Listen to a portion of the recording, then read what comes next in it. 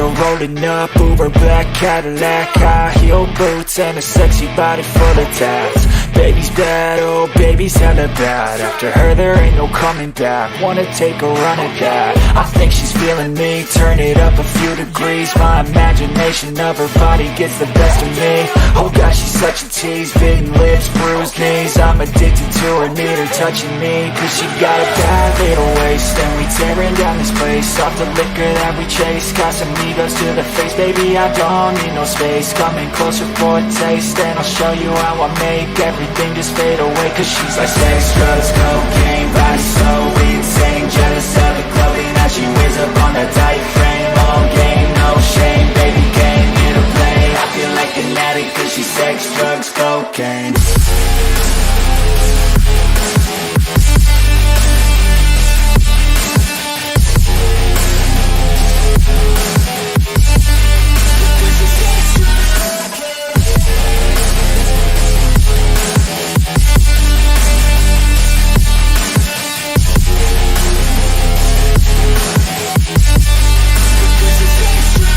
Got a fine little body and her mind's kinda naughty. They say that once you taste it, you cannot replace it. She could get you high, all the dopamine inside triggers fast once she's naked. Her body's a creation. They say the devil made her for his entertainment, but even he couldn't learn how to contain it. Her high heels make a damn good statement. There is no replacement, a body by Satan. She got a bad little waist, and we tearing down this place. Off the liquor that we chase, Casamigos to the face. Baby, I don't need no space. Coming closer for a taste, and I'll show you how I make everything just fade away. Cause she's like sex, drugs, cocaine, body so insane. Jealous of the clothing that she wears up on her tight frame. All game, no shame, baby came here to play. I feel like an addict cause she's sex, drugs, cocaine.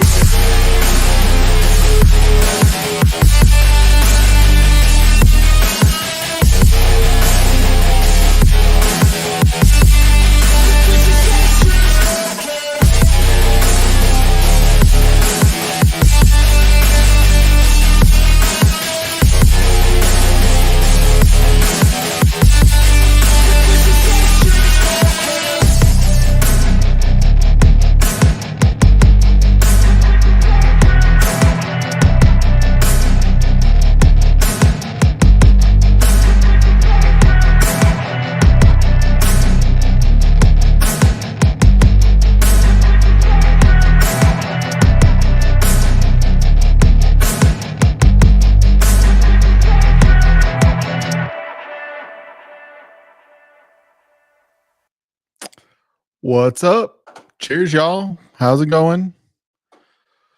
Oh, tired. I took a nice little nap about 4 o'clock. It was pretty great, but it makes me tired. Now I'm ready for bed. Anywho, let's see if we get a few people to jump in. We've had a couple people say hi so far, but I know one of those people is in New Orleans and the other person is like in China. So that would be kind of weird. But, you know, it's kind of cool to think somebody's watching in China, too, if you think about it. That's pretty fun. Anyway, so tonight I am going to, yes, I do pee a lot when I drink beer. But when I drink whiskey, I pee a lot, too. And when I drink water, I pee a lot. So, in case you're wondering what that's about. All right. A couple of things. So tonight I'm going to go through some picks. I might even do them as a flight. I'm not sure. They're the ones that kind of stood out as being my favorites for this year.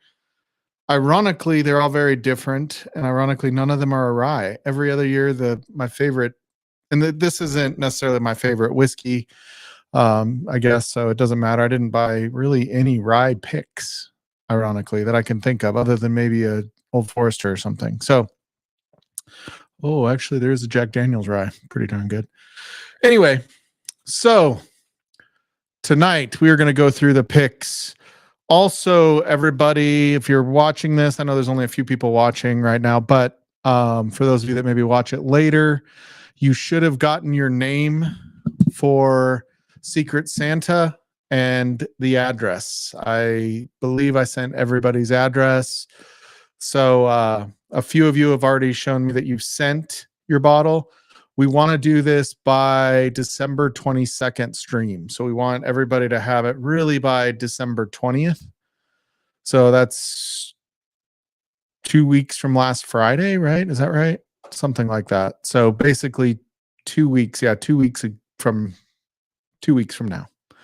We want them to, we're going to go through and do the stream with Secret Santa. So really, if you can't do it, you can't send your bottle, please give me notice so that we can make sure everybody that's sending a bottle gets a bottle, because it's a little late and you're probably going to get a bottle, but we'll make sure if you just can't get a bottle out this holidays and you need to go back on it, that's fine. There's no pressure. We will find a way to be Santa for you if you need to, but it's kind of fun sending somebody a bottle and seeing what they think about it and all that good stuff. And I can send contact info if you guys don't have each other's contact info.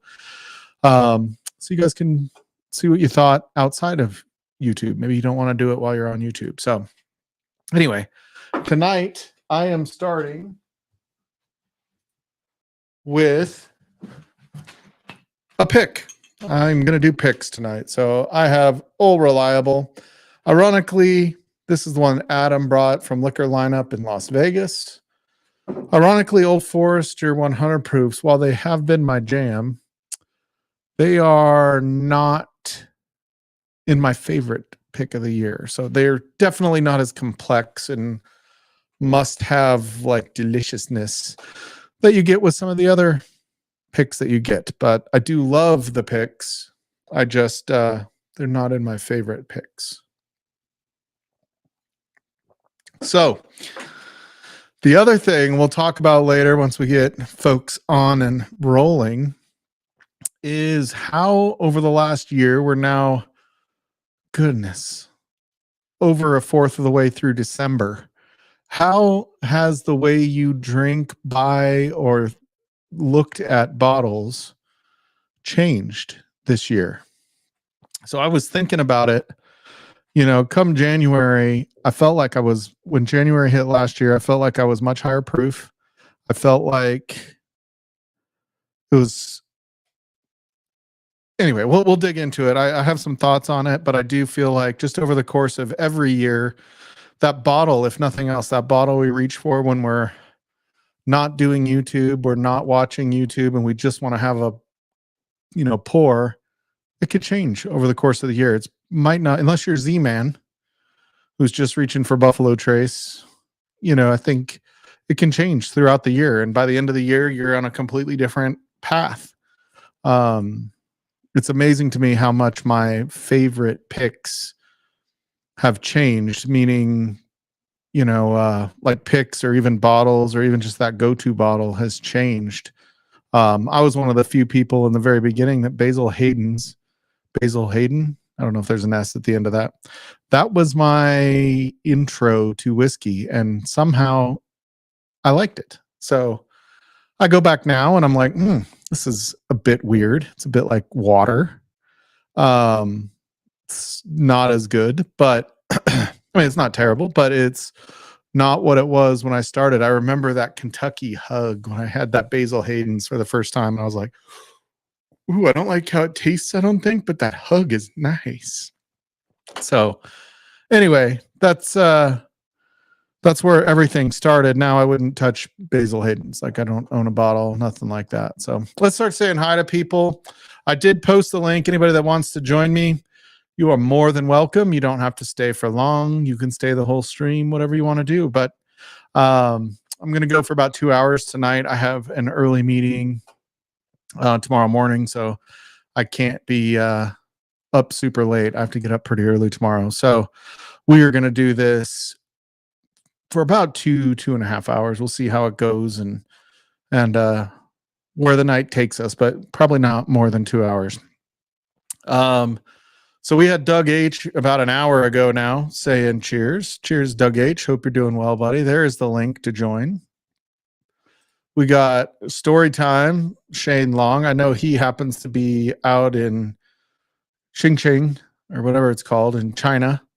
So he's doing work in China. So that's good. We got Marty. I tried to call Marty twice this week, and I did not get a call back, interestingly enough. It was critical. I had a pappy for $100 for you, Marty, but you didn't want to answer your phone. That's how it goes. You can't win them all. You can't win them all. Let's see. We got Daniel Berry Sportsbook. Hey, Daniel, my Broncos did not lose this weekend, so that's good. Didn't win either, but they didn't play.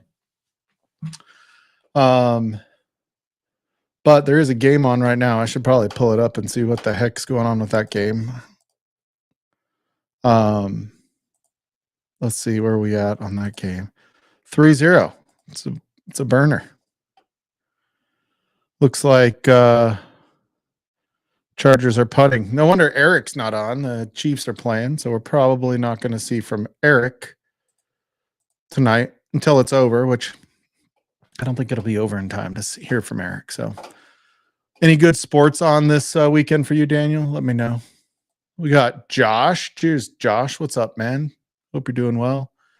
We got the legend Richie Z in the house. Cheers, Richie. What's up, buddy? What are you pouring tonight, Richie? Oh, we got Steve. I haven't seen Steve in chat for a while or on stream. Cheers, Steve. Hope you're doing well, bud. Hope you're having a great December. And then we got Cool Running. What's up, Cool Running? Cheers, buddy. Let's see. Who else have we got saying hi? Everybody's saying hi to each other. Might be mostly caught up here. Oh, we got Tommy D. Look at you, Tommy D. I didn't know you were up on Sunday nights. Yeah, that is 100% true, Richie. They are not way up yet, so Eric is not ready to jump on. I was texting with him yesterday, though, so we'll see how the Chiefs do. It's hard because it's a division game for the Broncos, and really the best thing that could happen is the Chiefs win out for the Broncos, because that would mean they don't play their starters against Denver in the last game of the season, and Denver has a better chance of winning. So, but it's just so hard seeing how they've won some of these games this year. It's just super frustrating. So, but on the other hand, I hate Charger fans. After living in San Diego for 20 years, Charger fans were the worst. No offense if you're a Charger fan. No offense at all. Okay, so Richie Z poured a blend of rum and Jack Daniel's single barrel proof rye. I could see that. Depends on the rum. I assume you're talking like one of the unsweetened, like good rums, not the like whatever it is. Interesting. We got Rob D and T Rob. I think that's pretty funny. Cheers, Rob D. What's up, man? How are you? You're drinking a Russell's Tyrone tea pick. Ooh, I like that. How does that match up to other ones? Rob, what do you think? Tell me. Rob, how are you, man? I haven't seen you in chat in a while either. We got T Rob. What's up, T Rob? Maybe we'll get a bottle kill out of T Rob. He's been working out pretty late on Sundays lately, so we haven't seen as much from T Rob on Sundays. He's a working man. I didn't get it for a long time because I was unemployed.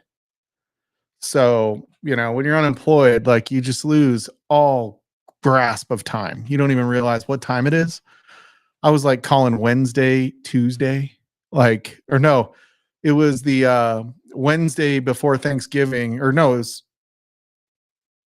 the Wednesday before Thanksgiving. I was unemployed, and I was like, God, there's like nothing on TV for a Sunday. And then I realized it wasn't Sunday. It was Wednesday, and my brain was it felt like a Sunday to me because we had stuff going on Thursday, Yeah,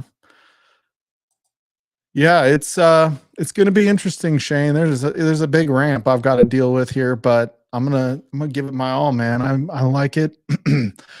My last company did everything in Gmail.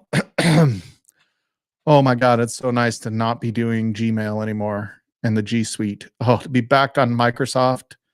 Although I do still have a Mac. I'm one of the few people in my company that wanted a Mac, but I have a Mac, but I have Outlook and Office 365.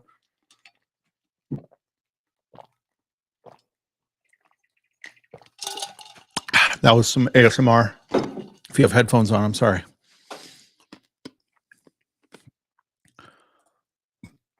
Story time.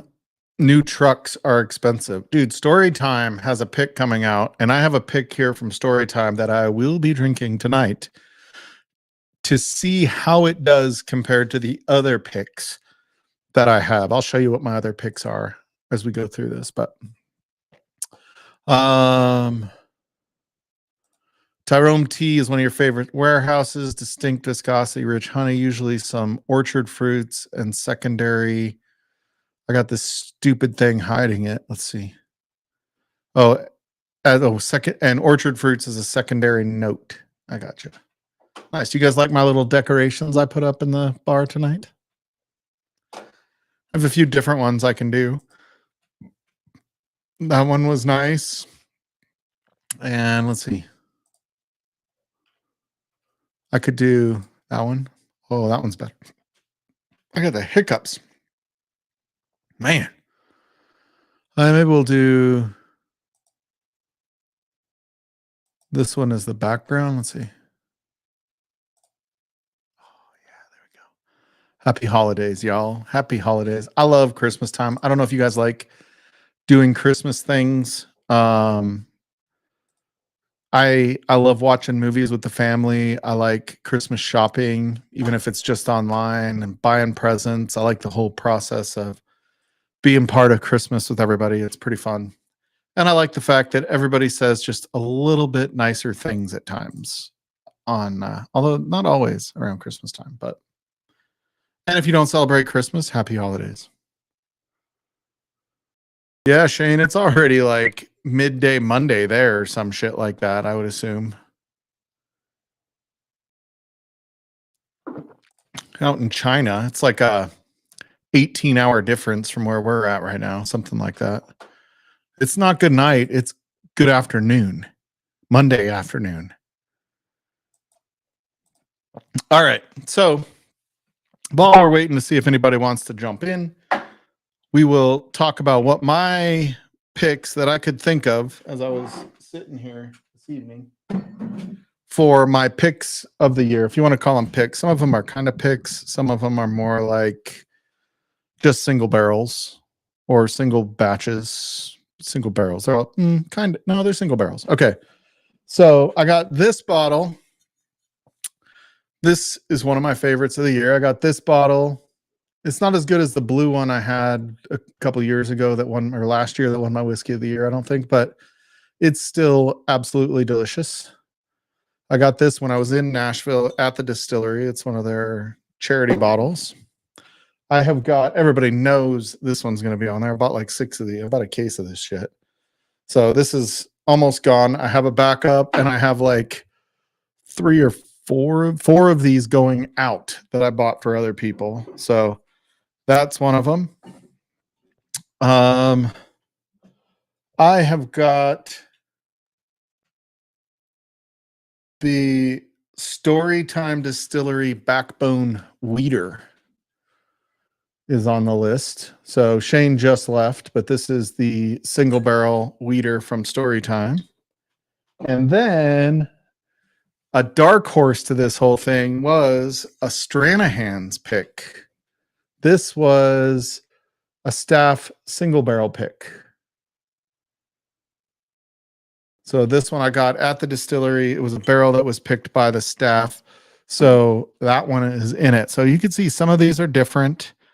We've got a couple of MGPs and we've got a couple that are just kind of different. We have a Willet and we have an American single malt. I need to add a 5th in. And it was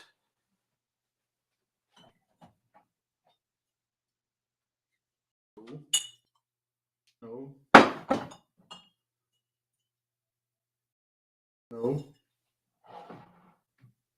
I'll find it. Oh, here we go. It was.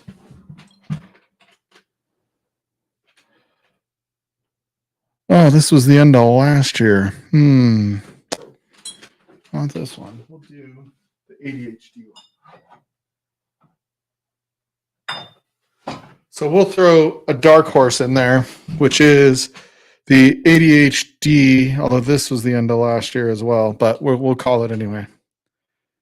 We'll call it we'll put the turkey bomb in there. So I'm going to, not blind, but I'm going to flight all of those and see how they end up working out. So anyway, maybe I'll pour those right now.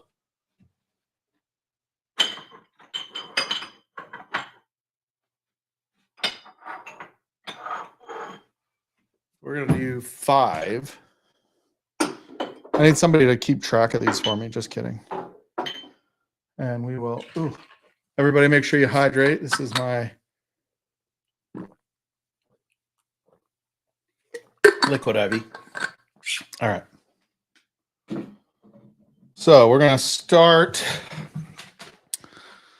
We're going to start with the ADHD. I'm going to do this single malt last just because it's kind of I'm a little afraid that the single malt can take out my palate. Hey, what's up, Steven? Cheers, buddy. So Russell's is first. We'll do the Backbone Weeder second. Doing small pours. I don't need to get fucked up when I've got a 7 a.m. call in the morning. All right, get that back on, America. Then we're going to do a little Nashville Barrel Company. You guys probably have way sexier picks than I've got. I kind of get what I can find around y'all. So that's Nashville. Then we're going to do the Hirsch single barrel.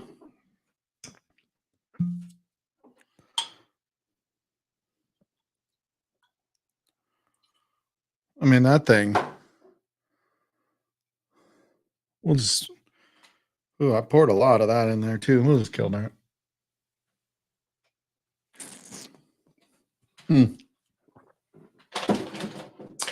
Worth killing it, you know? Just worth killing it. Oh, so like butterscotchy. It's really crazy.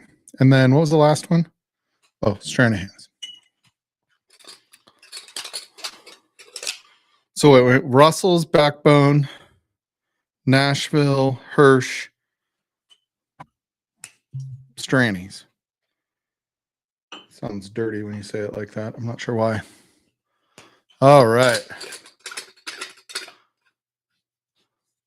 Yeah, I don't know if we're cooler here, Steven, but we are here. We're here for the time being, so that's good. All right, so we're going to do these. These are the 5 that kind of stood out to me this year. There were so many other ones, like so many of these Old Forester single barrel picks were delicious. You know, the 100s. I even got one of the barrel strength that were really good. I just don't know that they're quite as complex as some of the others. Like that OESO 4 Roses actually could fit in this as well, maybe instead of that Stranahan's. But all right, cheers, y'all. Why don't you guys put in chat what your favorite pick of the year has been so far?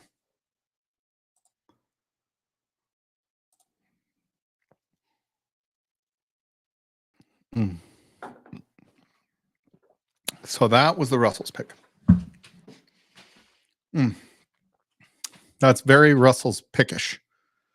That makes sense. I enjoy a nice Russell's pick.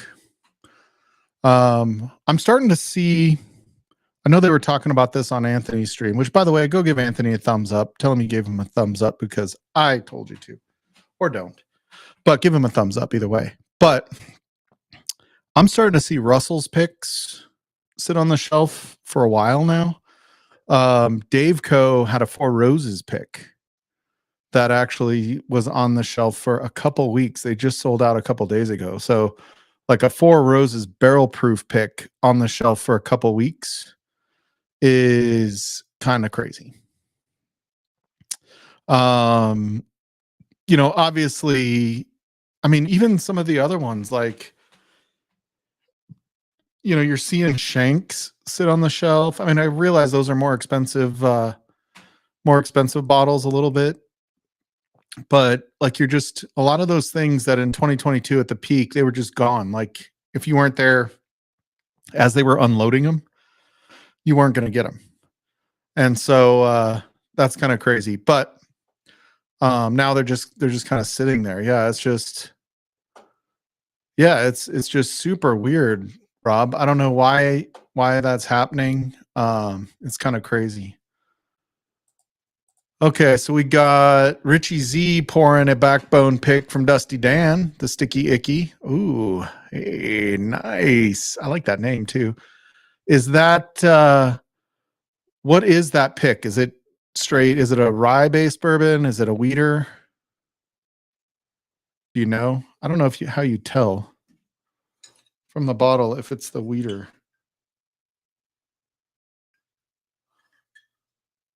This one says wheated, but that's on the story time sticker.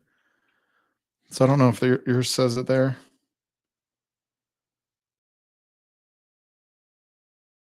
This is an 8-year, 8-month wheater.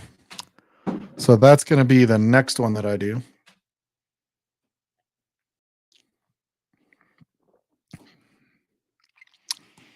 Dude, that pick is really good. Yeah, that's way better than the Russells. Like that one, man, just that. It's way more viscous. It's got like that caramel, just very caramely and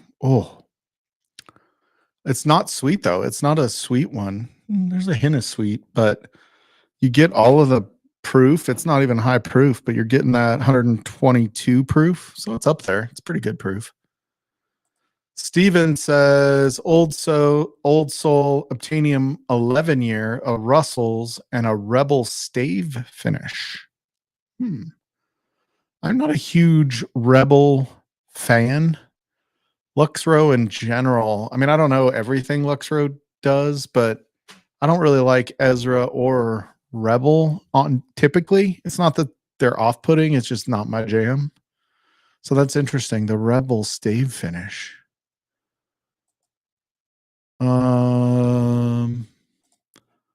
Rob didn't buy a lot of picks this year, but been really impressed with the Still Austin and Tumbling Dice Rye. Ooh, samples that you got. Yeah. So I didn't get the bottle of the Still Austins that I did that flight on that Mr. Great Shot Mark sent. I didn't get any of those bottles myself, but getting those samples, it renewed my appreciation for at least one distillery in Texas, which is good. But B, like those Nancy Fraley Still Austin picks are, I mean, it was fucking awesome. It was so good. It was really good, but I couldn't put it in there because I just can't compare it to other things, if you will. Oh, it's rye. Okay. So it's a rye bourbon. Oh, great. 5-year-old Backbone. Yeah. I mean, how do you go wrong? I think Backbone does all MGP, if I'm not mistaken. So, I mean, I like MGP. Clearly, I like MGP.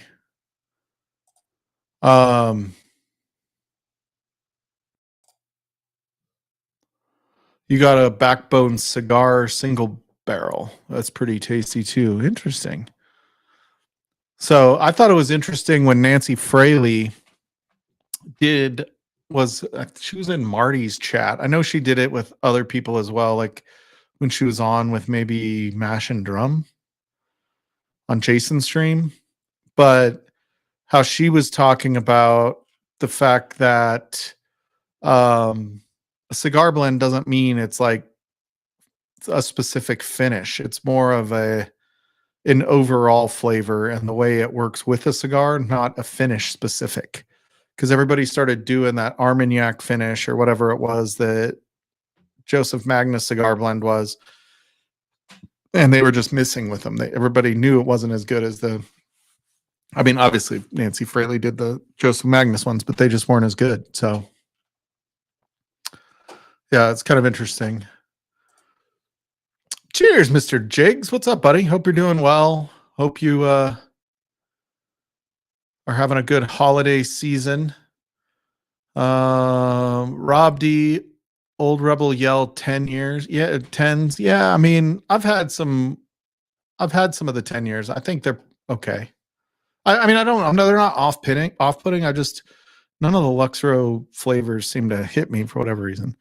All right, this one is going to be the Nashville Barrel Company charity bottle. Mm. Oh yeah, that's good. That one's really good too. Yeah, that one's real good. Oh, all right. So Steven said Jack Daniel's Single Barrel Rye from Elixir might be his bottle of the year. Interesting. So the Jack Daniel's ryes, I love rye. I feel like I missed out on the rye boat for Jack Daniel's for years, not knowing how good of a job they did with rye. It is interesting. If you drink this is my take. Let me know what you think about this. If you take a Jack Daniel's single barrel rye and you put it in a blind flight, it doesn't taste as good. But if you go and drink a Jack Daniel's single barrel rye specifically without comparing it to anything, it's the best pour of the night. I know that sounds weird because it'd be the only pour, but it, like, if you're not putting it up against other ryes, I feel like other ryes like spoil it a little bit, not because they're better, they just kind of spoil it. And so for whatever reason, Jack Daniel ryes are really good. If you go have a Jack Daniel's rye, you'll be like, damn, this is so good. Whereas you do that with other ones when it's like your first or only pour, you're like, it's fine, it's normal. Whereas the single barrel rye, you'll be like, damn, this is really good. But I don't know. I don't know what it is about switching between pours sometimes that had a have kind of weird impacts, weird effects on it. So it's kind of weird. We got Joe, the sample guy. My local had a surprisingly good Rebel foolproof pick that sold out quickly, but the Jack Daniel's single barrel proof rye is still on the shelf. I think the cheaper price on the Rebel was a big factor in its sellout. That's true. I know that, like, one of the big things, if you talk to store owners and stuff like that, one of the big things is they want it, the faster they can turn those things, the better. And they're always looking for ways to turn it into selling other things. So it's, I think stores that went all in on whiskey 2-3 years ago and have worked their ways up the ranks, they're going to be a little disappointed over the next few years, just because there's just not the level of hunting that there was. I don't know. I think everybody's gotten a lot of the stuff they have, and now it's about getting a specific bottle that may not be available to every store. Cheers, Dan. What's up, dude? I hope you're doing well. I missed, if you've done the egg roll stream, I haven't seen it yet. So you got to give me a heads up when you put that up there so I can go thumbs up it and make sure. You guys need to go check out Deathless Dogs Dan. Are you doing it on Deathless Dogs Dan? I think you are, right, Dan? He does a Chihuahua by the Fire 24-hour stream or however long it is with his dog egg roll. And everybody fucking loves that thing every year. It's like watching Charlie Brown Christmas. You got to watch Egg Roll Christmas. You got to watch it. Even if it's just for like 4 hours, you got to watch it. Let's see. What else we got here? Oh, we got Emily Chambers. Cheers, Emily. Yeah, everybody's tired doing other things tonight. I'll keep talking to myself until everybody gets bored, or I do, and then I'll end it. No big deal.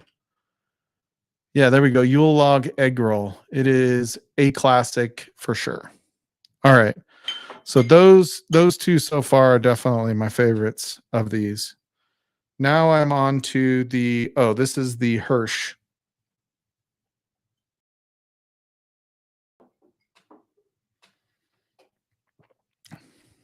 Oh yeah, dude. If you like Willet purple top type stuff, if you like Old Kirk, dude, I think this bottle is way better than the Old Kirk that I got. This bottle is really good. Oh man, it's so good.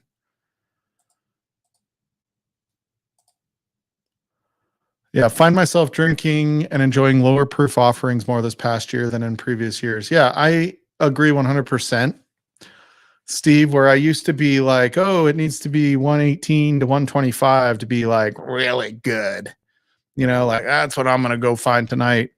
I'm like, I've been hitting more of those 100 proof, 104, 106 proofers.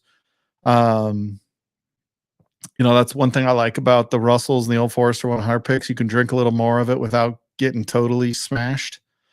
And so that's one thing that I noticed over this year, especially as I drank more outside when I would do live wire, just go out and read a book in the evening when it was summertime. And is I enjoyed fewer bottles in front of me. Like right now, I say that with, 5 pours in front of me that I'm trying to decide my favorite. But overall, I think I've enjoyed just the process of having just 1 or 2 drinks, 1 or 2 bottles as my pours, enjoying living with that bottle in the moment instead of always thinking about that next bottle. And I feel like it's made me a better whiskey drinker, if that makes sense, and not just a whiskey buyer. I've come to appreciate certain pours, certain bottle shapes, and lived in the moment a little bit more doing that. The other change I've made this year is I turned off notifications for social media on my phone and watches. So, like, I'm not getting notified every time somebody posts something. And it's funny because I turned off all the notifications on my freaking just on the app on my phone for Facebook. All of a sudden I'm getting Facebook emails like fucking crazy. It was like they were panicking. It was like, why is he not getting notifications on his goddamn phone anymore? Somebody email that bitch.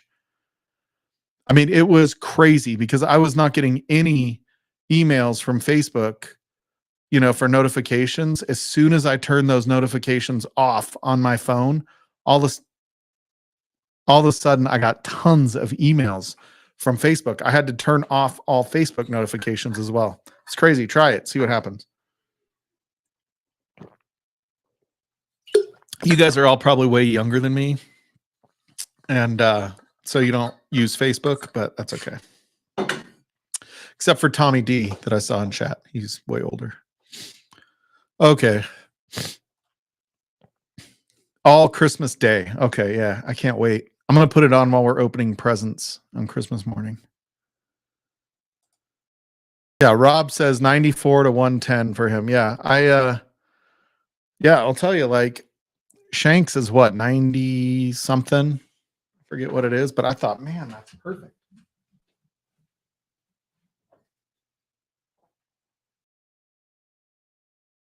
Yeah, 91.2. And that's definitely on the low end for me, but I was like, man, this is really good for being 91 proof. I couldn't believe it. It was pretty crazy. JP Weiser's 42 so far. I don't know what that means. Donald Rants. Cheers, Donald.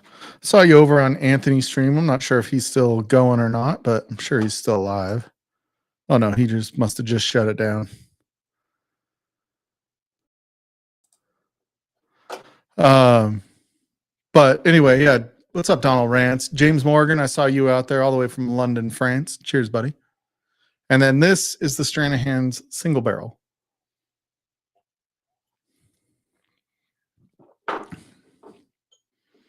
Oh man. I start to understand. I realize American single malts are different than scotches in a lot of different ways, especially the more Isla and shit like that scotches, but I mean, they're just different in general. Stranahan's is very different than a lot of things. But another change that's kind of happened over this year is I've really come to love the fucking American single malts. Like, it's amazing how fast they've kind of flipped around on me, because it used to be Stranahan's and everything else. I was a little bit more like, oh, it's Scotch. But now it's like the Stranahan single barrels are just fucking legit. The freaking Cedar Ridge is fucking legit. Like, what was the Mukalakaliki one that Vic did? That one was fucking, I mean, that was last year, but that was fucking good. I'm just digging that shit. I just like it. So good. Let's see. What have we got here? I saw Dave. What's up, Big Dave? What's up, buddy? Started my new job last weekend, Dave. We're doing good. We're kicking ass. Westland. That was it, Richie Z. God, I couldn't think of it. I'm getting old, man. I'm getting so old. I get this new job. I'm like on our team call on Friday. I'm like, oh my God, I'm like the second oldest person. I'm the second oldest person on this team. It's pretty sad. Any other good picks you guys had this year? Yeah, thanks, Dave. Appreciate it, buddy.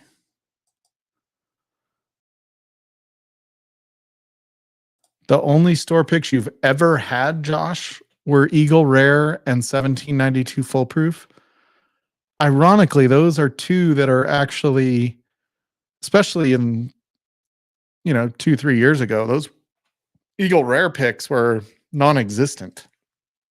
You still can barely find them. So the fact that you've had one of those is awesome. But even 1792 Full Proofs, I feel like those things flew off the shelves like crazy for a long time too. Which is kind of crazy. Man, that Stranahan single barrel is holding its own with these other two. I thought there was no way. Hmm.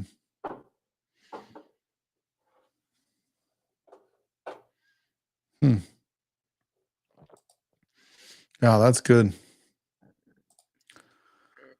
Ooh. Well, Dave, you keep calling in hungover. Like, you can't, it's not going to last long if you call in hungover. I'm just kidding.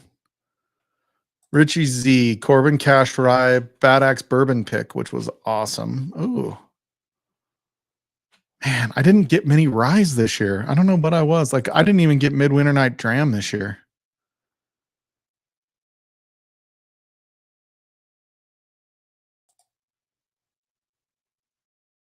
Thanks, James. I appreciate it, man. What did he say?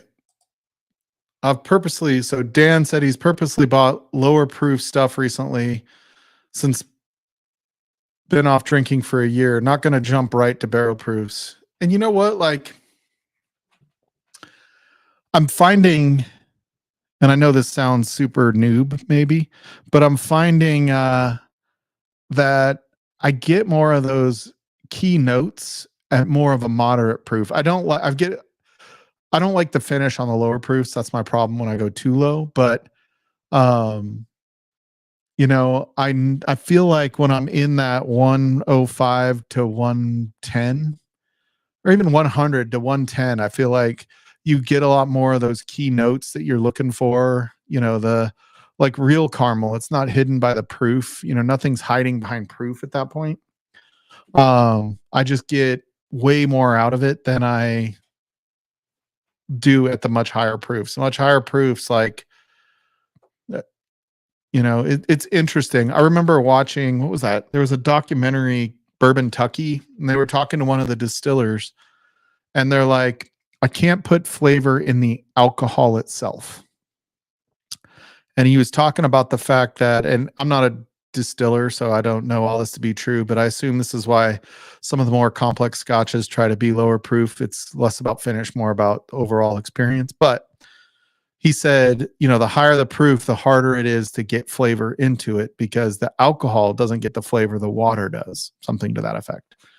And so I have kind of noticed more when it's not quite as high, right? When I'm not getting so much of the burn. I still can drink it and I still enjoy me hazmat now and then, but it's kind of interesting. So yeah. Um, let's see, who else have we got? Um, oh, the company's sold. It's not your hangovers. Okay, good. Now I barely show up on time. They aren't keeping me on remote. Oh, that sucks. I am all remote. We have an office, but it's not for my group. So it's a WeWork office. And so I'm not supposed to go use it. So I don't have to go into the office, luckily, because it's in Denver. And that's like an hour away from me. Yeah, I'm kicking ass. I had a week of new hire. This next week you start getting responsibilities. That's where you start to determine. Actually, this next week you're still kind of in a different type of new hire. It's more departmental. The week after is when you start to feel like, do you like it and is it work like it normally is? You know, it's after 2 weeks it becomes work and not a new job. Still Austin Rise a banker. I've never had a banker. I've never had Still Austin Rise before. So that's kind of interesting. If anybody knows of a pick or something somewhere that's still available. I don't know if 21090s is still available. Yeah. If I like Midwinter Night Dram, get Evernorth Arctic Spirit LE. It destroys it. I feel like Midwinter Night Dram was a little underwhelming the last few years anyway. So last couple of years it hasn't been that great. So I don't think it would be hard. I cannot get Evernorth, to my knowledge, in Colorado. I don't know who ships. If there's like a Sealbach or something like that you can get that from, and it's less than $50. Man, you sold.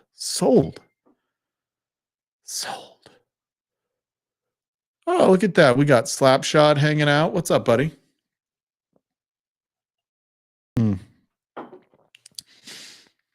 Man, that backbone pick from Shane, it was sneaky. I didn't get one. He actually gave me this bottle, brought it when he came out because he knew I didn't get one and he wanted us to try it. Once it's open, it's here. It's nothing you can do. Like, it's done. So he couldn't fly home with it. And it's pretty darn good. I know Slapshot would not like the Hirsch. Slapshot hates everything Willet. Everything Willet. Let's see. Who else is here? Anything else we want to say? Let's see. Steve Burkhouse said, realized I had many good bottles previously open, enjoyed, and pushed to the back. This year, I am pulling them back out as opposed to buying and opening yet another probably similar bottle. I think that should be we should call it Bottle Forward 2025, and not because we're sending bottles, but because we push, like, let's be honest, when we look at a lot of the bars in this community, a lot of our bars, be it a bar like this, a bar like Randy Brown, which is gorgeous. This is just stacks of shelves with bottles on it. We got in more of a habit of buying than drinking.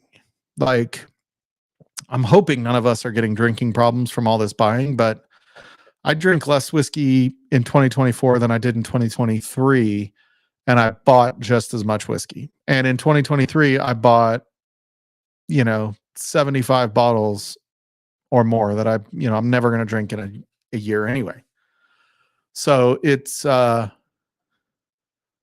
just rounding to 75. I don't even know how many bottles I bought last year. This year I probably bought less bottles than I did last year, but like I'm just more discerning, I think, with the bottles that I buy now. I don't want to just go buy any bottle for the sake of buying it. Oh, $50 less than Midwinter's Night Dram. I got you. Okay. Oh, it might be sold out. Yeah. It happens. The other thing that I've changed over the course of this year, beginning of the year, I was very still FOMO-ish. And I don't want floor whiskey. That is my ultimate goal, is to not have floor whiskey. And so, like, my countertop over here is getting full. My bar top over here is starting to get full. The shelves are packed. Like everybody comes in here, they're like, dude, that shit's gonna tip over. It's freaking bolted to the wall. It ain't gonna ship over. And it's got pipes holding them up. Like it's good. It might maybe slowly, but yeah, it's I just don't want floor whiskey. So yeah, I've really cut back. And then I always say like, and then everybody comes out and I'm like, oh, maybe I'll get a bottle. And I come home with like 5.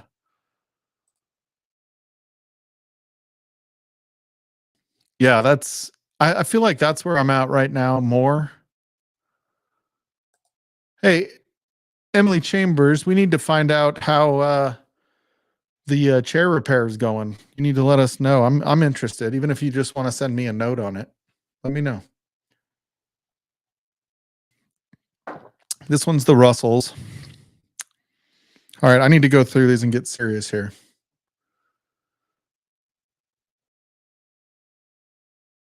Yeah, fair, Jigs. Floor whiskey is awesome when you're lying on the floor. Just saying. Well, that way you don't have to get up. Oh, you don't have to get up. Oh, and all of Joe's is floor whiskey. So he's right now it's all good. Yeah, I mean I would allow that if I was remodeling. I'm actually thinking of making these go all the way to the window back here. But not, I mean, replacing these, putting in some nice walnut ones. Oh, we do have somebody in the background. Oh, it's Slapshot. What's up, Slapshot? Hey, cheers. Cheers, buddy. How are you? Doing all right. This is where you're supposed to tell me you've been on mute this whole time, Mike. Nope, we can hear you. Yeah. Unfortunately. Yeah, so I'm thinking of putting walnut shelves in all the way to the window back here by the I'm a little bit nervous though with the pool table. Like I'm afraid people will be like whoosh, all of a sudden it's like dominoes for the rest of the shelves. So I might have to Put make in them some plexiglass doors. So that yeah, they come up. some sort of door on front of them just to keep them from I also have this like the table sits with and it's centered to a window behind it and it's a huge ass fucking window.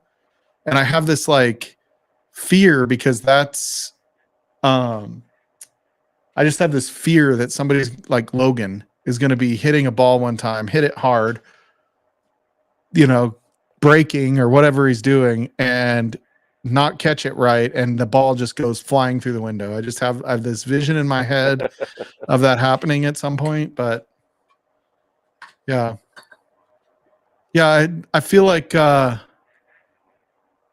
floor is the largest shelf in the house. True, Emily. True. Got a Oh, Eggroll got his first Octomore. Welcome to the club. I find Octomore to be a lovely treat, but not normally one that I pour on a regular basis because the ones I have are like, I mean, I have the one that's like the highest peat they've ever done. At least maybe to that point. I don't want to say ever. That's an awfully long time, but. What are you doing, buddy? You drinking tonight?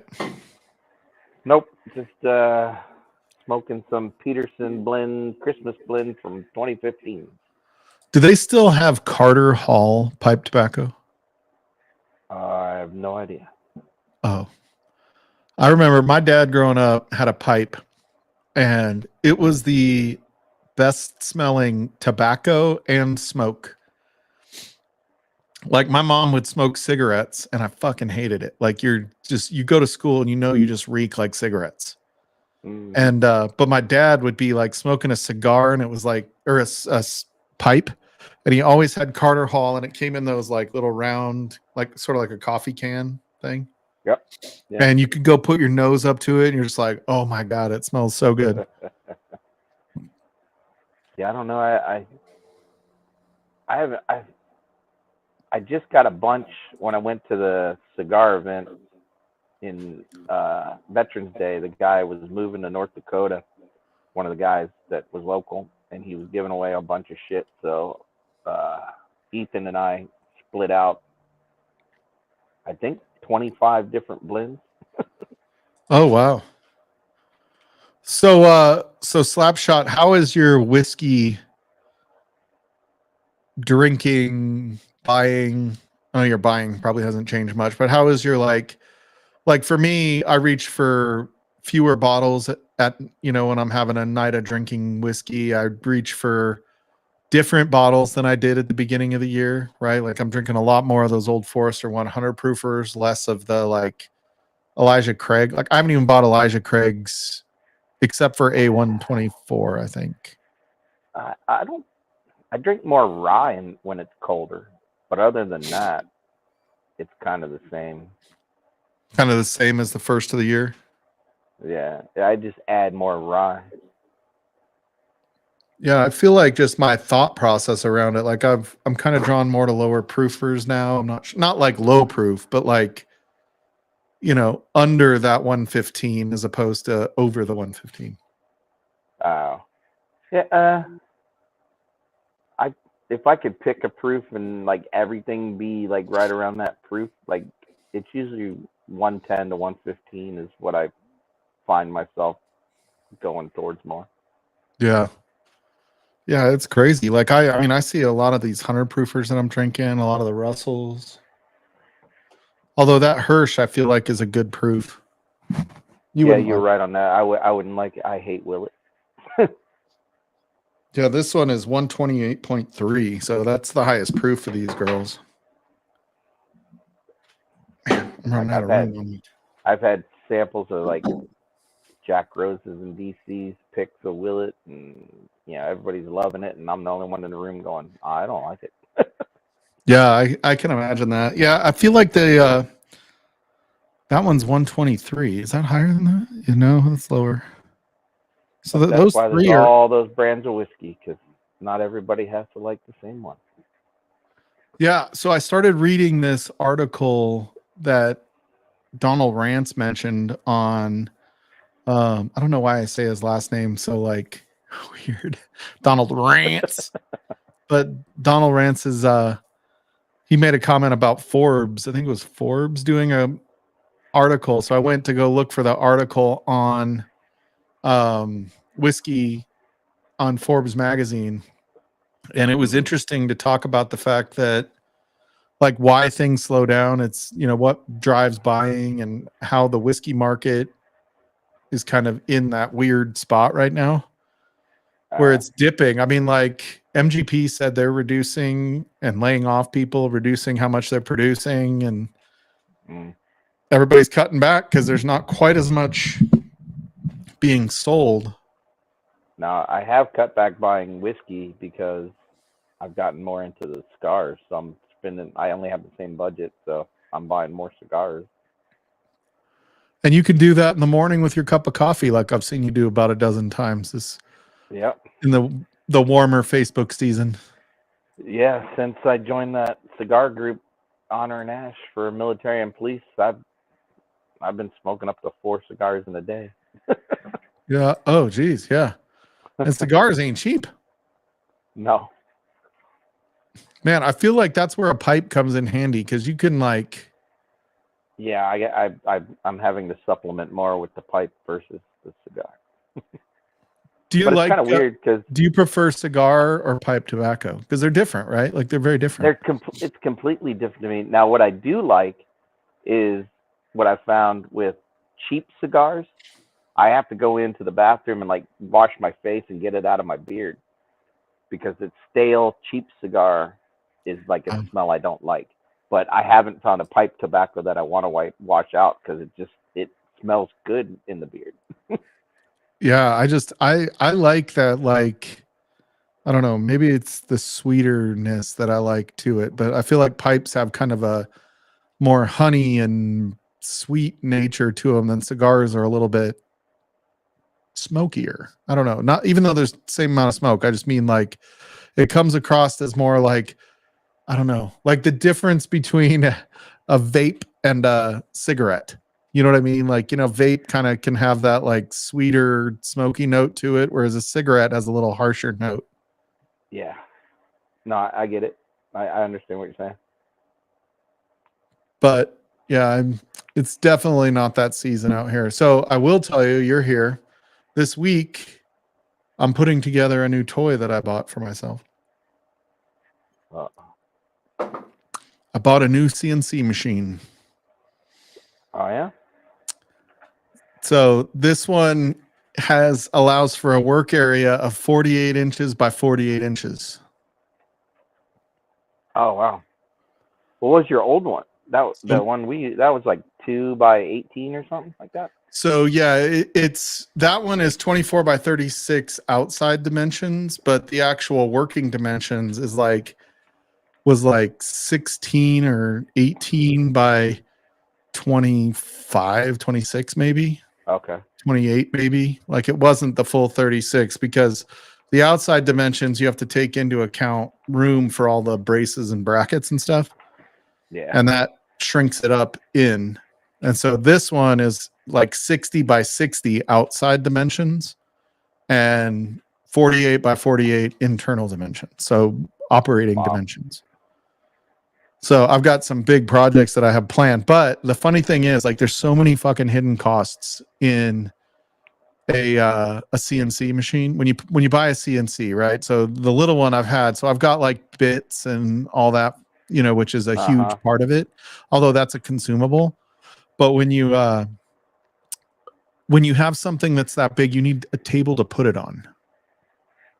Yeah. Right. So you can build a bench, which is a ton of work, and it's not going to look as nice. Right.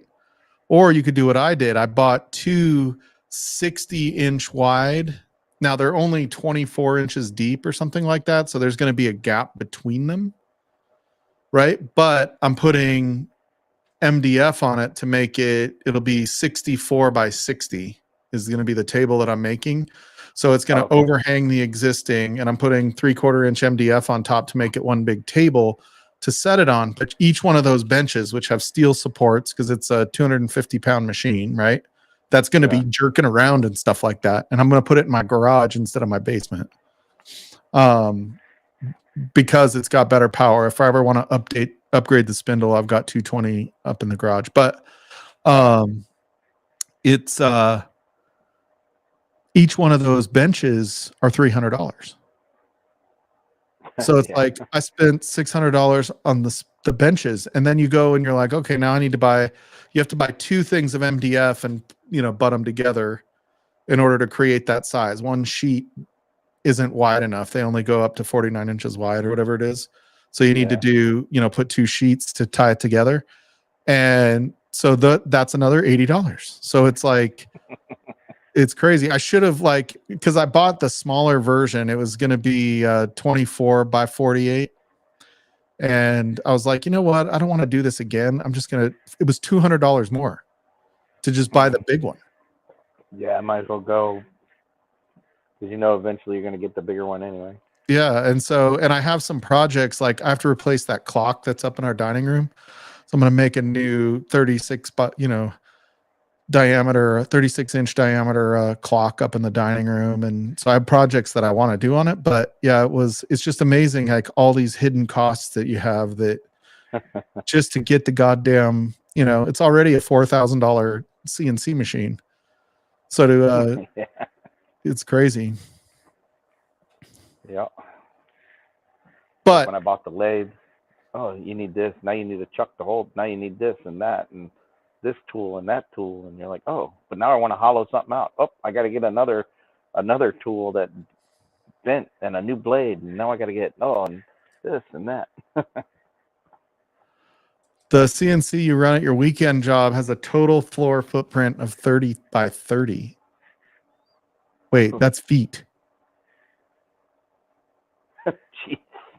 Jesus, that's 30 feet. That's 10 yards by 10 yards.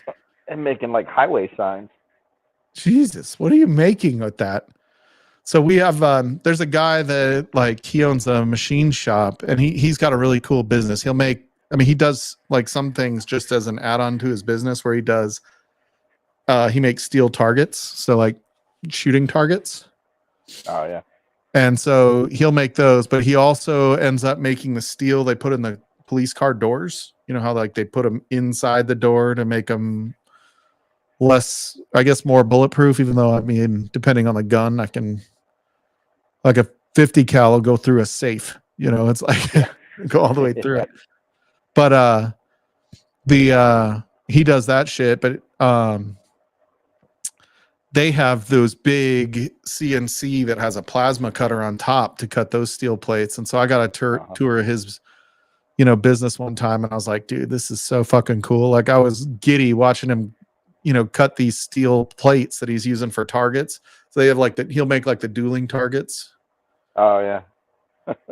And yeah, and he was, you know, he was showing me like, you know, you don't have to be that precise when you're putting a steel panel in a door. That's pretty crazy. Damn, you walk inside of it. Dude, that's fucking crazy to think about. That's where Shane Long was telling me about the 3D printer he was working on when he worked at GE. Did you hear about that shit? No. It was a 3D printer that was basically the size of a football field. It was designed, they did it so the whole point of him designing that printer was so that they could make the fins for windmills, you know, like the power turbines. Oh yeah. Whatever. I mean, I call it a windmill. I'm like such an old guy. Can't think of what they're called now. But yeah, so it was by doing it on site, it was the only way you could start to get a return on the energy used to actually make those things. Right? Because it actually costs more energy to build those today than the energy you're actually getting out of them. Wow. And so by printing it on site, you don't have all the trucking and all that carbon emission that happens from trucking them. You're just building it all. You just have to truck that, and then you can build all of them that you want on site. That's crazy.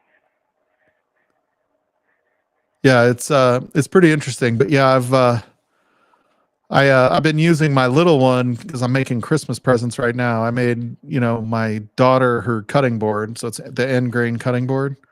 And I inlaid with end grain inlay. So you can't do cross grain for the inlay when everything around it goes up like this, because you'll just end up popping out. Yeah. So I did the inlay end grain. I had to glue it up, do it end grain with their name on it. So it's a full walnut board with awesome figuration. It looks like surfboards with the way that the walnut goes together. And then, we got Giselle's. What's up, Jonathan? Cheers, buddy. Hey, great shot.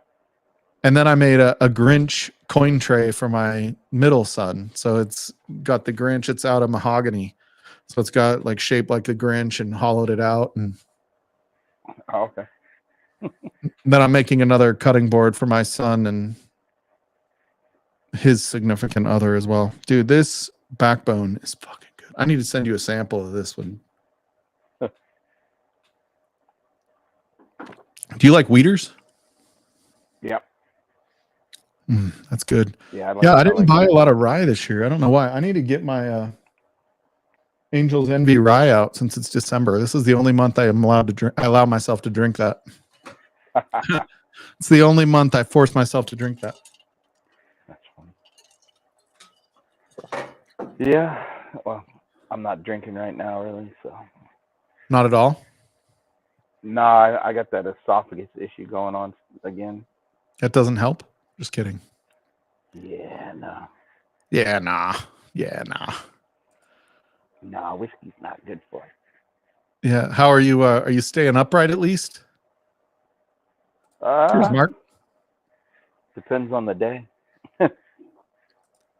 Because you need to get back out there and start using that pressure pot, bro. Oh, I know. Well, that's not even the falling. That's the back issue I got going on that I got to get to a spine doctor for, but I can't find one in my area that's worth a damn. So I got to start branching out, I'm probably going to have to either go north an hour or south an hour to get a doctor that's trustworthy.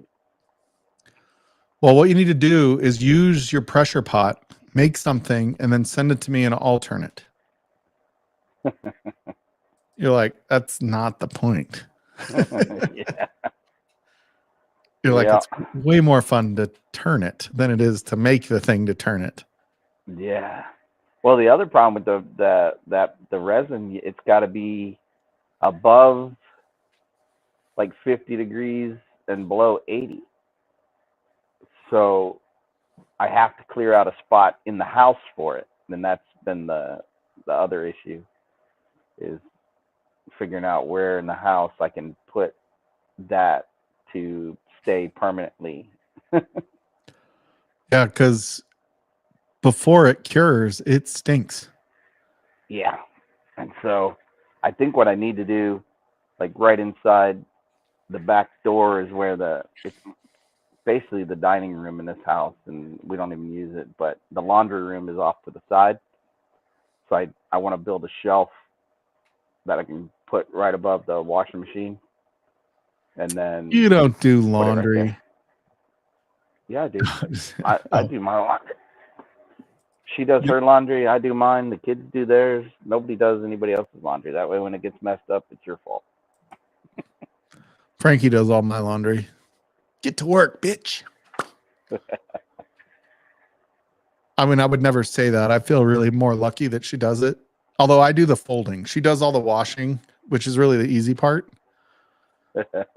I do the folding. Like I'll go watch TV and just start folding for an hour.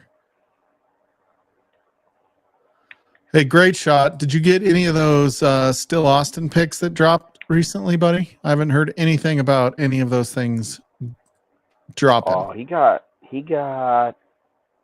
something he was showing the other night that came in a box. What Oh, was it? From Still Austin, I think. that came in a box? Yeah, Oh. it was all fancy.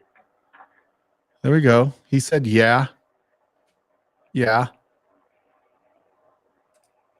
So are you doing anything fun for the holidays, Brian? You going to hang out with the kids? Yeah, we'll get them. I'll get them Christmas Day at 1:00, and then have them for the next 4 days after that. So we'll probably do what we normally do. Is we have a place here called Funland. It's kind of like go-karts, video games, that kind of stuff. Yeah. And so we'll go there, and we have the baseball games I go to. They have a thing called a hitter of the game. So if the hitter of the game gets a hit during the game, you get a $10 play card if you take your ticket to the place. Oh, wow. So during the season, we collected them, and we have, I think, $400 worth of play cards. So we'll be able to do some go-karting and some games, and they have a little, I don't even know what kind of, it's almost like, you remember duck pin bowling? Yeah. They have a little thing inside like that for that. We haven't done that. That's new. I was wanting to do that. Is that the one with like the shuffleboard type board where you went? Yeah, and the ball's like a softball size. Yeah. We oh no, I'm thinking of something else. I'm thinking of just that. I just remember being a kid and the arcade was cool. You know what I mean? And it wasn't like it was a quarter. Like it wasn't, but you would go you'd go spend $50. Like it's not like you didn't spend the money. It's just it went way further than it does now. Now they're just like, we want you to spend that fucking $25 as fast as you can and buy whiskey and buy beers and eat, and we want you out of here as fast as possible. But yeah, like even the skee ball costs like $2 to play a game. Like when I was a kid, like my dad, we used to take our allowance in quarters so we could walk down to the arcade and play. Not have you'd go play Moonraker, Asteroids, or Galaga, or like it didn't have to be this one where you're on a motorcycle. I mean, those are cool too, but it's like, man, what happened to like just the? They have the ones where you're like sitting in this capsule watching this screen and like shooting dinosaurs and shit, like alien, all kinds of crazy stuff. Yeah, and it's like it's just way more than, and it's like this, like they have it figured out where they can get an ROI on those machines way faster. They could give a shit how much you like it. They only care about how much money they can get from you, right? Like that's the business way, and everybody in business kind of does that, right? Like the happier you are, the more likely you are to come back, so they care. But it's it's less like they're not making a game for you to be happy, right? That's where I think a lot of us, as consumers of different things, we think of companies, like a whiskey store owner, right? Like a liquor store owner. We're like, dude, like you're not doing this for the whiskey people. Like, you know, you need to do this for the whiskey people. And they're like, fuck, I do. I'm making a living off of this bitch. I could care less, you know, why whiskey is making me more money as long as whiskey makes me more money. Yep. You know what I mean? Like there's no such thing as doing it for the love of whiskey for the store owner. It's doing it. I was thinking about that the other day when I was driving. I was like, yeah, you know, but you're not helping the whiskey people. And then I was like, if I was a store owner, do I give a shit? Nope. As long as the cash register is going cha-ching. Yeah, like that is the ultimate goal of the liquor store owner is to turn a profit. Like it's not a not-for-profit type thing. Yeah. How much did I make last year during this month? I want to make more. Yeah, it's crazy. That store that we almost did the Penelope pick through, dude, they've grown their whiskey business by quite a bit. They're getting some pretty darn good bottles now, good barrel picks. It's been pretty crazy. It's hard when you've got so much whiskey. I can't just go spend money at your store for the sake of spending money. I want to retire in 10 years, dude. I don't have I got to start thinking more like that. Yeah. Oh shit. This is my favorite Austinite. Oh shit. This is my favorite Austinite. And he left his YouTube on. This is my favorite. Did I? Yeah, apparently I did. He left his YouTube. There we go. There you are. Dang technology. So, Mark, interesting bit of information for you here. I just started at a company that could have me coming to Austin once, twice, 3 times a year. Sweet. Yeah, so that should be pretty cool. It's one of their main corporate offices is out of Austin. Everybody's moving here. Yeah, you're like, stay the fuck away. Elon has got all kinds of crap going on just down the street from me now. I know. I was talking to him last week, and he's like, just the labor force is so cheap, so much cheaper in Austin than it was in the Bay Area. Yeah. That'll change.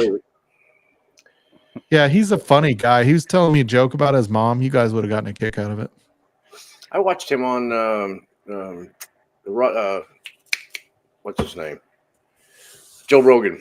I watched him on Joe Rogan. Yeah, he did like a 3-hour BS talk with him.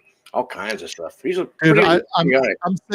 I'm saying right now, the reason Kamala lost, right, had nothing to do with politics or anything like that. It had to do with Trump went on Joe Rogan.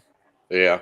And Kamala didn't. And Joe Rogan has reach like CNN doesn't to those people that don't watch CNN, right? Like a lot of those people that are kind of in the middle trying to figure shit out.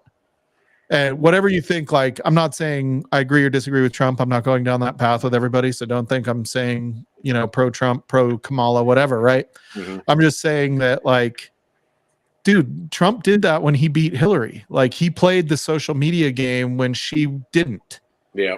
And he did the same fucking thing again to beat Kamala, where he went on that place where people go that don't go to normal media outlets, right? And I think like the following that Joe Rogan has is just very different than a CNN or MSNBC or Fox News, or a lot more so, you know. And he's straight up. And then when people come on and talk with him, they kind of forget that they're actually on and they're just talking, you know. So you're getting a better view without all the cue cards and shit like that, you know.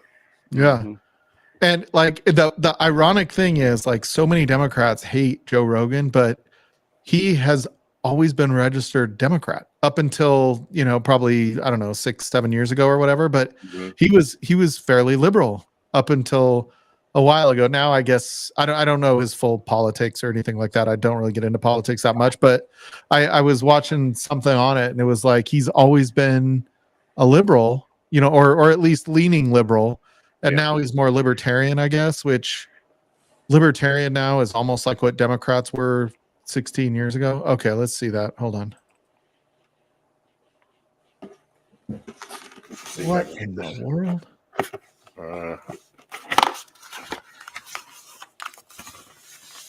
Oh yeah, So you can't. It's kind of fading out in the light and everything a little bit. Tangier. Yep, it's the new cigar blend. Oh, and Nancy helped with that. Oh yeah, yeah. She did all the blending on it. So And looks like how did good. it turn out? Have you? It looks like you've tried it a little bit at least. Yeah, I like it. It's really good. It's got a little bird nest on the top here. This part's metal. It says Tangier on it. How And much was it? $150. Oh, that's not bad Yeah, and it for a special bottle like that. That's all day. yeah, and it was their first one that they've had in a box like this, with all this packaging and this really great artwork and all this stuff. It's really gorgeous. The presentation on it's really cool. Yeah, that's super cool. I'm cautious of anything that over presents. Yeah, exactly. Right? Like, will it pot still? I'm like, pretty sure people buy that because it looks fancy. They can do like that, and it looks good on the shelf. Yeah. Yeah, it does. That's why I bought one of those. Along with Wow, all this, from here up, all that's still Austin. So We're starting to see more and more still Austin here, but I'll tell you, like a lot of stores are getting still Austin like low proof. Mm-hmm. I'm not seeing a lot of the cast strength at the smaller stores. Oh yeah. Now, I will also tell you, I don't go to every store. I'm not much of a hunter like everybody else is. It really irritates me going to all the different stores and Seems I just don't have the patience. Seems like your bigger ones, like Total Wine, they got a contract or something with them, so they'll have all the some of the Nancy picks and stuff, or a Total Wine Nancy pick. And I've seen it at specs too. You can get like the blue corn, the red corn. They're usually a little bit behind what the actual release is, but that one was supposed to release on Friday, and the Total Wine down in Florida, Carlos, Whiskey Corner, he got it like a couple of days before then. He got it like maybe even a week ahead, like a pre-release. Oh yeah, man! I'm like, I couldn't even get it here. Come on, what the heck? God damn, dude! When you're sitting here and you're drinking 5 pours, and the Russell's pick that was a good Russell's pick, you kind of forget about it. You're like, dude, that's a good flight. There you go. I like have it. Like I've hardly touched the Russell's pick. All the other ones are almost gone. Yeah, I do like a nice presentation though, and that's one thing. Like this year, I've paid more attention to the bottle as I'm drinking it. Mm-hmm. Like the bottle itself, the actual glass. Yeah. Right, where it's like, and I notice like, and I've been like watching TV shows. Like you watch a TV show with somebody drinking whiskey, and we always, I mean, whiskey drinkers, we're always like, oh, what is he drinking? Yeah. Johnny Walker Black. What is that? Is that even real? Right? Like nobody's sitting down drinking that because they had a stressful day. Like, but I noticed that like there are shapes that I'm kind of drawn to, and there's shapes that make me feel like it's a special bottle, and shapes that I feel like are like this one. Oh yeah, Octomore bottles are fucking This bomb, I really dude. like because you can see it. You can see the level, Oh yeah, mine you can't see the level. Oh no. About you guys. Well, yeah, like the other one. I've got one other one, and Yeah, there you go. yeah, completely black. You can't tell anything. I mean, they need like a little scratched strip down the side of it or something that shows you. Yeah, so you can see at least like little dots down the bottle, so you can like measure when you get to certain marks. Yeah, there's some in there, But this bottle is great. The bottle itself. Oh yeah. So this is like part of the experience that I talk about. I've been talking about just where I have one or two bottles, when I'll go sit outside or whatever and have a pour in the summer. Yeah. And part of it is just like that bottle experience, right? Like, you go and you pour it. Like I love the Stranahans. Like I like it when I'm playing Call of Duty. Mm-hmm. Something about taking the jigger off the top first. Yeah. And then pulling the cork, right? Like I don't know what it is. Like Stranahans, this is their shtick. They put one of these on every single bottle they sell. Doesn't matter what it is. And by the way, Shane was out here. We went to Stranahan's distillery and tried the new Mountain Angel, which is a 12-year this year. I got that one when I was up there. Oh, what is that? The 14er. Oh yeah. There you Yeah, go. Notice they put a jigger on it. Yep, they got a metal jigger on top too. So I was gonna look and see what the score is. 13-7. Man, Chargers playing them tough. But Shane and I were at Stranahan's when he was out here a few weeks ago, and they had the 12-year Mountain Angel. So the 10-year Mountain Angel is the only low-proof Stranahan's that I really like. I mean, none of them are bad. It's really good. Mm-hmm. The 12-year, man, I was doing everything. I was trying to sweet talk the clerk. Like I was talking to the bartender and I'm like, I'm wearing my good sweater. And she's like, I love your sweater. I'm like, oh, I would love a Mountain Angel 12-year. And she's like, no, we don't have any. And pretty sure she was a lesbian. Not that there's anything wrong with that, but I think that's why it didn't work. Yeah. But just kidding. But I was at Dave Co. last week getting like 4 Hirsches. Right, because people want these Hirsch picks. Yeah, and I was like, I saw the Stranahan's 12-year, and I was like, I didn't quite register. I was like, oh, the new, Mountain Angel. And then I got back here, and I texted Shane. I was like, what was the one we were going looking at all those stores for from Stranahan's? And he's like, Mountain Angel 12-year, and I was like, there were like 2 of them sitting there, and I was like, damn it! Like they were in a random spot in Dave Co. Yep. And they're gone. And I bet they're not there anymore. Yeah. I digress. That's why I was at my local Specs, looking around and looking through the scotches, just to find something that I hadn't tried yet or something, get a backup, maybe like a backup for the Chug or something like that. And I looked down and they had a Springbank 10-year. I'm like, oh, what the heck? And I looked behind it and there was like 5 or 6 behind it. And then, of course, at Specs, if you buy more than one, it drops the price down a little bit. So I'm like, well, okay, twist my arm, So I went ahead and bought 2. But I left some for everybody else, got to be nice. I didn't buy like 3 or 4. You bought 2 Springbank 10-year? Yeah, it was like $83 a piece. Do you know how long it's been since I've seen a Springbank on the shelf? Yeah, exactly. That's why I'm like, well, if you got it like there, any Springbank, like anything from that distillery, like I haven't even seen a long row. I got a Springbank 10 when I was in Colorado last time. Out there at it was in Durango, one of the liquor stores. But they're starting to get expensive. This Springbank 10s are starting to get expensive. Yeah, and it's like the Redbreast 12 is about the same, but the rest of them have gone up a little bit, especially the PX for some reason. They just jacked that one through the roof for some reason. It's like $160 or something. Yeah, it's crazy. It's good, but it ain't that good. Come on. Cheers, Anthony Bourbon Neophyte. What's up, Anthony? Dude? He probably has to get up early too. I gotta get up fairly early, about 6:30 or so.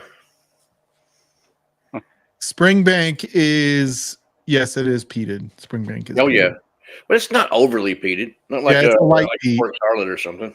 Yeah, it's a Campbelltown peat, not an Isla peat. Looks like that. Yeah, so good. It's a good pour. Oh, Anthony sees 10 all the time. I don't know. I feel like scotches, like the hard to find scotches are still hard to find, but the hard to find bourbons are getting more available. Yeah. I mean, for everybody else that's hunting, I don't hunt. I was super lucky. Like my most luxurious bottle of the year this year is the Michter's 10 bourbon that Shane brought. that Octomore and that Tanger, those are the 2 that I've got, the more expensive ones this year. Dude, I could like, I hope Redbreast 12 cask strength doesn't take a beating price. We don't take a beating with its pricing. It still seems pretty good price wise for a 12-year cask strength compared to what fucking Blue Spot is now. Holy hell. Yeah, that was like $300+ at fucking Costco. At Costco. Like they don't up the price. They have a structure. Yeah. Like our cost That's plus, crazy. times 1 point whatever their, markup is. Mm-hmm. Yeah. Anthony, you have to get up at 2:30 in the fucking morning. I would have been to bed. Man, Holy shit. that's when I go to bed sometimes. Yeah. Dude, Anthony has I want a job like Anthony's job. He gets to work with kids. He gets to it's lower stress than what I have to deal with. I look forward to that day. Mm. When I'm so wealthy I can retire and do what Anthony does. Heck, I'm finishing up some fencing tomorrow. Oh Luckily, yeah. it's hot wire fence. It's not barbed wire, so I'm thankful for that. Hey, this is a Oh, great that's a time little of year easier. to It be in still Austin. Oh yeah, much easier to do the hot wire fence than it is the barbed wire, and less scratches and cuts and everything else too. Yeah. You're and the weather's a lot better in Austin this time of year. What are you, about 75 during the day? I think 60 tomorrow, but then Tuesday's going to be 80, and then we're going back down to 60 on Wednesday. And we finally got a little bit of rain. We got about 1.5 inches of rain this weekend, which was nice because we've been in a drought for God knows how long again. Oh yeah. We're like the part of Colorado I live in is I call it, no, I say we, nobody else calls it this. I call it the banana belt just for my family that lives in Alaska, that lives in the actual banana belt of Alaska, where the weather is much more moderate in that part of Alaska because of the mountain ranges and the ocean and all that shit. Mhm. But here it's the same way. Like we have not had a snowstorm yet. Dang. We've had a couple of dustings where it stuck to the grass a little bit, but nothing has been on the road yet. Yeah. Where I was over there by Durango and where I stayed most of the time was up by Purgatory, and they've already gotten feet. Dude, Wolf Creek is open. Wolf Creek gets the most snow of any ski area in the country. Where's that at? That's down by, it's in between Durango. It's right there by it's just east of Durango. Like it's on the border of Colorado and New Mexico, but Okay. in Colorado, Yeah. like Purgatory, that whole area. Yeah. Wolf Creek is the ski area. It was the first one to open. It always gets the most snow, and it's like the southern tip of Colorado, which is crazy. I'm like, you would think like I'm northern Colorado, like I'm a whole full state north of that. I should get worse weather. It should be colder up here. Oh yeah. But dude, we have had no accumulation of snow. It's been a dusting on the grass, nothing that was measurable. Dang. And I mean, it's December 8th. Like today was a little chillier. Yesterday it was 60 degrees outside. Sheesh. Today it was like 53 or something like that. It was a little chillier today. A little breeze makes it cold. Yeah. But if the sun's out in Colorado at 50, like I could live that way every single day. There's Jeffrey Wack. I was wondering why we didn't get the pop in and the thumbs up from Jeffrey Wack yet. Yeah, it's 26 in Purgatory right now. And Yeah, 8 tomorrow, and down to 4 on Tuesday. we're But still it's a above dry freezing. code. Now, I do remember we were supposed to get some snow possible this week. But like a couple years ago, we didn't get snow until New Year's Eve. Like that's how long it took us before we got our first snow of the year. Dang. I'd like to Looks get like they've snowstorm. canceled the snow. Yeah. Yeah, no snow this next week. 10-day forecast does not have snow in the forecast. There you We go. haven't had a good snowstorm since like 2016. Oh, heck. If we get a threat of snow down here, they shut the town down. It's terrible. Oh, Chargers went up on the Chiefs. I was like 2 feet of snow that year, 2016. Yeah, it's last year. I only it's the craziest thing because what was it? It was the week before I was let go from the company, so it was a month ago. I was in Santa Clara, and I'm like, I got to leave early. They're going to shut the fucking airport down because we've got a huge storm rolling in. Mm-hmm. Right, so the airport got probably 6 inches of snow. Dang. South Denver got 30 inches of snow. I got 0. Oh, geez. South Denver, which is as the crow flies, A couple hours from you. 70 miles south, right? So 75 miles as the crow flies. Yeah. Got 30 inches, and I got less than an inch. Like I didn't even have to like blow off the, like it didn't stick to anything other than a little bit of white on the grass, and like your grill cover gets a little white glint on it. Yeah. That's why I call it the banana belt, because it's like, for whatever reason, this little thing, like, so Fort Collins and Windsor are in a severe drought right now. Everything around us is like light drought or normal. Yeah. I hate those drought maps that they put up on the news. It's so stupid. It's like, I feel like a drought is like a long-term thing. It's not just a this month thing. You know what I mean? And the news makes it out to be like a continuous tracking thing. And I'm like, that doesn't really tell us about the actual long-term impacts. It only tells us about right now.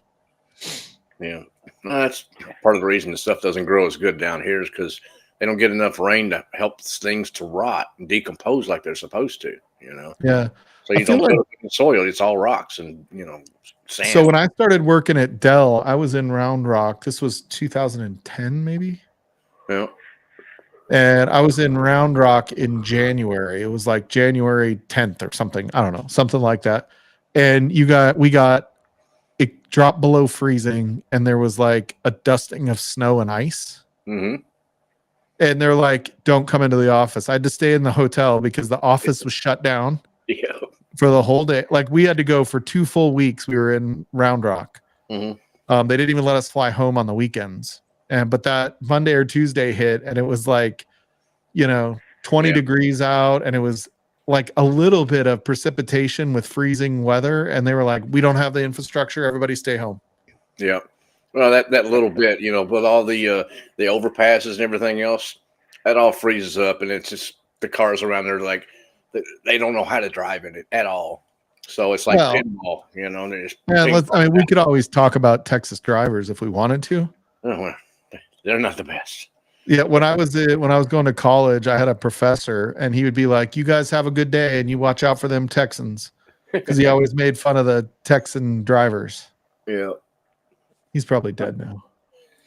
Yeah, there's a lot of them that definitely don't know how to drive. That's for sure.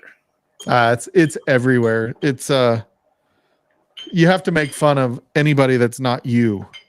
All right, I'm gonna have another pour. What do I pour? I don't know. I'm gonna pour one little small something peated, and then probably hit the sack soon. Oh, I need another pick. We're doing picks tonight. Doing picks. I could do an old Carter pick. I don't have very many picks. I got a Mayor Pingree pick. I got an old Forester pick. That's a little stout for now, though. It's like 130 proof. Let's see. I'm gonna do Corbin Cash. That's a high proofer too. I'm gonna do a Remus pick. Oh, there you go. Dude, I'll tell you. You know what picks I actually really like also? I have one somewhere. That's not. There we go. I'll do an Irene 10 Glen Scotia pick. Ooh, maybe this is I was thinking this was a rye because it's a high rye. Should I do the Remus or the Redemption high rye pick? I've never tried a Redemption. Dude, if you ever see a Redemption high rye pick, just get it. They're like $34. Oh, really? Yeah, those are good. Yeah, it is and they're all 105 proof. I love these things. I'm gonna do that. Not bad. Well, cheers, Dave. Dave Vogelsang. Hey, cheers, Dave. Dave Vogelsang. What's happening? Dave, you should jump in. You've never been on Livewire before. Link in chat. Yeah. Jump on, do a bottle chug. Only if you want a t-shirt. I did a bottle chug. I killed that Hirsch. I may have one. Actually. I did that for Slapshot. Oh yeah, there you go. Whoa. Oh, Aberfeld 12. There you go. Did I say that right? Aberfeld? Amberfeldy. Oh, Aberfeldy? Because like I was saying what's supposed to be Glengarry, Oh, Glengarry. but I'm pronouncing it the way it's spelled. Yeah, a lot of them don't. They're weird. And it's not pronounced how it's spelled. Dang. That's how you live life to its fullest right there, Mark. That's a good one. 80 proofer too, but really tasty. And really expensive. Not expensive. Inexpensive is what I meant to say. So what do you do you buy much whiskey? Do you look at proof at all when you're going to buy whiskey? Yeah, for some stuff. I mean, some of the scotches I have are getting some of the higher proof things too. But I'm liking more of the, kind of lower proofer type stuff, like you were saying earlier. Because I mean, a lot of the whiskeys and the ryes that I have are getting really high proof stuff. Like I got a Corbin Cash, it's like 130 some odd proof, and this old Forester pick, that one's it's like 130 proof too. And it just you don't want to drink that all the time. You want something that's just nice, light, and easy to sip on occasionally. Damn, that Redemption pick is just so good. Like I can't get over these like $35, $36, whatever it is, Redemption high. These used to be everywhere. For the record, these used to be picks that they were doing like crazy. But God, I love those fucking picks. I don't know what it is about them. And they're so cheap. Like that could be somebody's daily drinker where you feel like you're just drinking good whiskey every night. There you go. You know what I mean? Like you don't have to get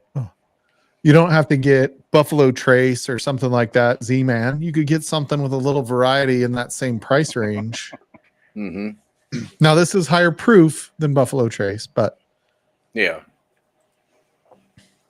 Oh, speaking of, I was just thinking of Amy Bum because I got her one of these picks one time.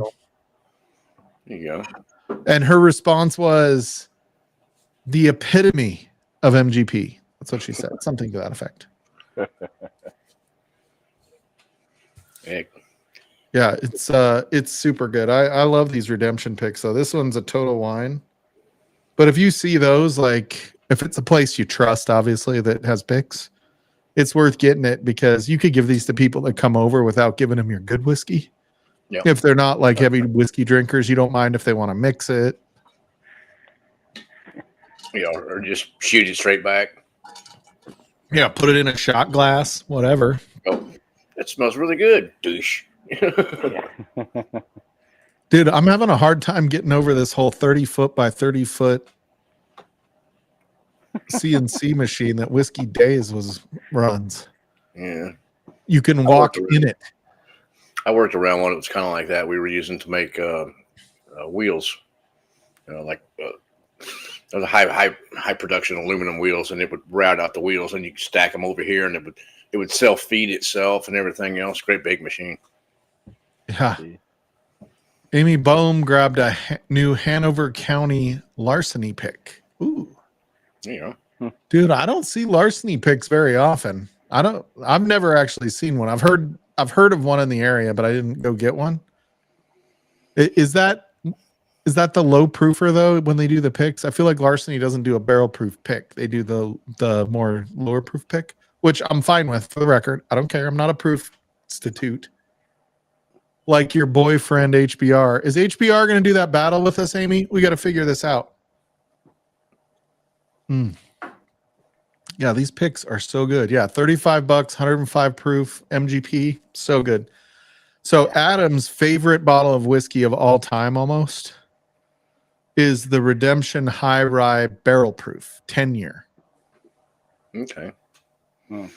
I don't know if you remember that, but it's same bottle shape and all that. It just down at the bottom it said 10-year High Rye. Okay. So they have they've got a 9-year bourbon, they've got like a 9-year rye, something like that. It is not the same. The Redemption 10-year High Rye bourbon is amazing. Okay. Oh, it was 118 proof, larceny barrel proof. Damn, Amy Bohm. I'm gonna switch spots with you, Mark, so that the shit goes over my face and not yours. It don't bother me. I'm fixing to jump off here just shortly, anyways. Yeah, I'm probably gonna dip here in about 22. I've got a early call, and I'm still trying to not be the hungover guy on Monday at work. You know, it's one of those things. Like, that's why I didn't go live last weekend, because I was like, last Monday was my first day at work. I think I should probably not show up hungover for my 7 a.m. new hire training. Mm-hmm. But I'll be honest, Slapshot, dude, I could not work. I want to fucking piss away. When I'm not working, like, I found myself shopping constantly. Like, I was so fucking bored. So for those of you that don't know, I was let go. Like, I've been talking about it for months because I knew it was coming. We just didn't know when. Everybody thought it was being drama. But I got my written offer the day before the company I was just working for let me go. So it was not a layoff officially. It was a political move. It's just me speaking candidly. Because I'm in sales, so we have a quota. I was at my quota for the year, so I was on track, but they wanted to make a change. Whatever reason, it's fine. It was a little bit, of a shot to my ego. By the way, you can still get these for the next couple of weeks on the website if you want an ugly sweater.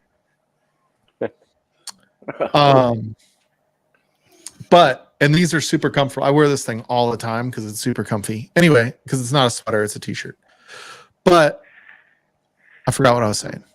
Anyway, it was a little bit of an ego bruise because I've never been like let go for performance reasons, right? Mm-hmm. Like, I'm in sales. I know it happens all the freaking time. Like, I don't need to let it get to me, as well as I know that it was beyond just, my ability to do the job. Mm-hmm. But it was crazy how in June I was warned this was coming. I'd gone through a 2.5 month interview process with the company I got the job for. Dang. And I held on to that other job the day before they let me go. And I got 2 months severance. The day before they let me go, I got 2 months, or I had gotten the written offer from the new company to start last week. And so it was, the way it worked out, it couldn't have been better. Like, it was pretty incredible how it worked out. I got so lucky. I'm super blessed in general. That's the best thing to do, is always have another job before you quit the one you're working. Or get let go. Yeah. My advice to anybody is it's always, and I always told all my kids this as they were growing up, and they're like, "Oh, I don't like my job. I'm going to find something else." And I'm like, it's always easier to find a job when you have one. Yeah. Yeah. Thanks, Richie Z. You're a good dude, man. I challenge Richie Z to a battle. He's not coming on. It was an empty challenge, Richie. You're fine. Oh, that explains Whiskey Days, the size of his CNC machine. Look back up at his comment. Yeah, making those. Yeah, those things are not tiny. No. Oh, geez. What? The wheeled hubs? So what is it? What do you cut with it? So for the record, my new 48 by 48 cutting surface will cut wood, plastic, aluminum, copper, brass. So basically any soft metal. It won't cut any hard metal, which I'll never cut metal. I don't have a reason to cut metal. Hey, your blades will last longer cutting wood and plastic. Yeah, it's I do some plastic things. Like, I used to make custom fidget spinners for Logan and his friends. Mm-hmm. So I bought bearings, online, and then I carved out the little fidget spinners. You put your finger on it, and you could spin it and flick it with your finger, and you put shitty bearings on the 3 wheels on the outside, right? So it was had 3 outside bearings, and then the inside bearing was the good one, but that you needed the outside bearings to give it weight because it was plastic. Yeah. and then you could flick it and it would spin a long time. It's 48 inches by 48 inches, but I can send, standard or metric to it. It doesn't matter. And it's a carving CNC. Yeah. It's 2.5D technically. Okay. Right, because it doesn't do bottom. It only does, it'll do full contour, around. It just won't go underneath. Cheers, Mark. And it doesn't have an automatic tool changer or anything like that. It's a desktop. They call it like a prosumer. So if you're like a hobbyist business person.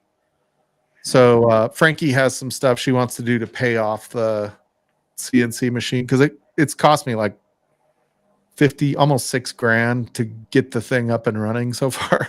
Yeah. But after you pay for I got a new spindle. I'm not like the one I have now is 36 by 24, but it only has like 18 by 26 or something like that cutting. Mm-hmm. And it uses just the trim router that you put in it. And I just turn on the trim router, kind of adjust the speed as needed.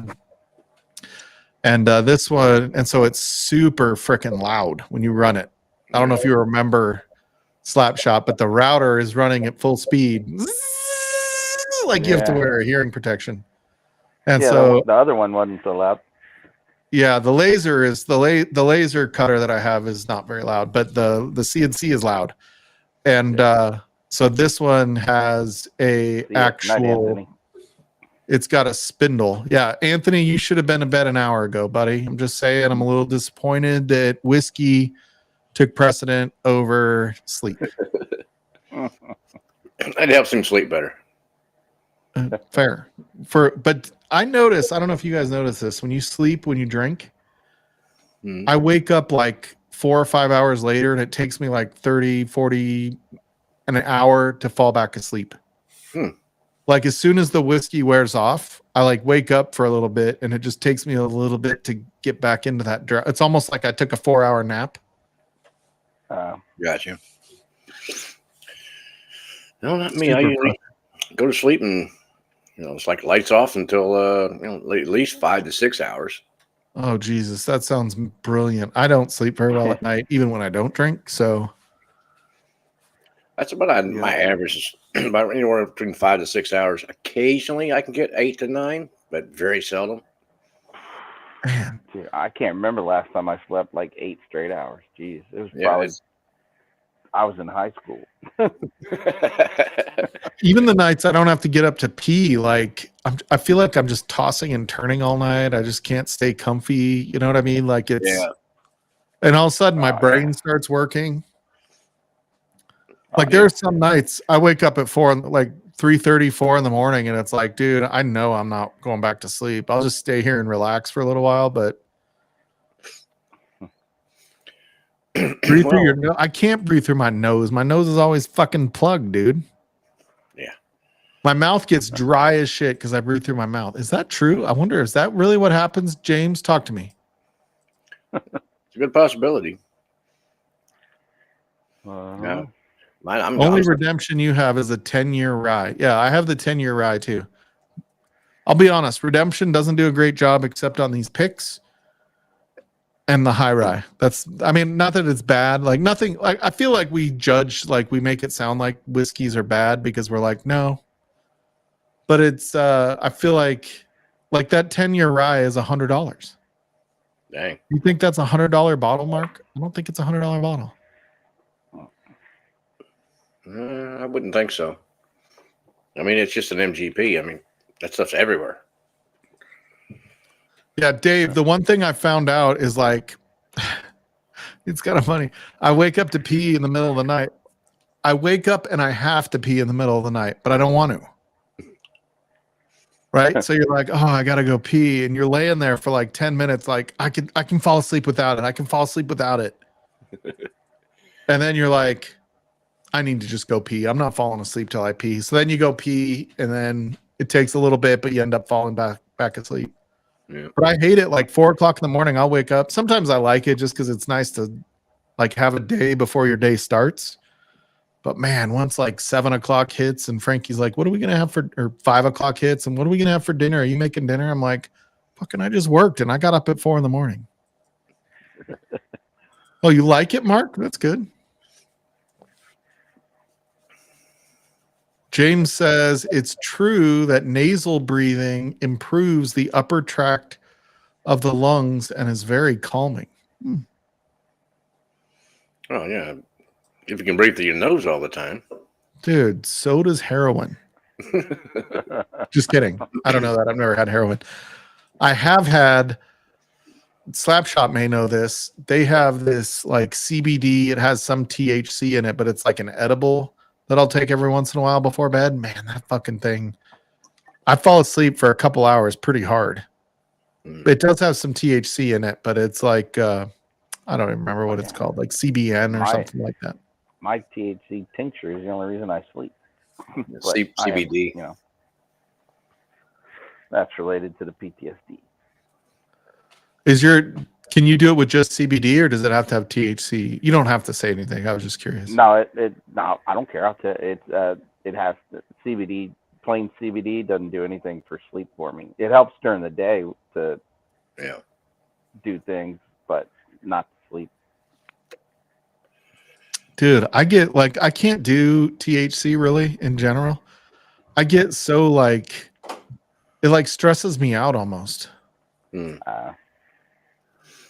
Humming, like, look at James is like, dude, motherfucker, James is smarter than anybody lets on. Like, he'll hide shit. Oh, Days is usually asleep by now. You get up at 2 a.m. every day? Ugh. Fucking horrible time to get up. Oh my God, that is like my pee break. 2 a.m. is when I have to take Jersey out to go pee. Oh, that's a good idea. I had to try that, Dave. Yeah. I wish there was a doctor that could make these kind of fucking recommendations. Yeah, the only problem with Afrin is you get addicted to that shit. Yeah, that, and when you stop, your nose just goes thunk, and it shuts down. You know? Oh, really? I've never used it. Maybe I'll just not do it. It's okay once in a while. I mean, like if you, you're like, okay, I've been up, I can't sleep real good and everything else for like a week or two now.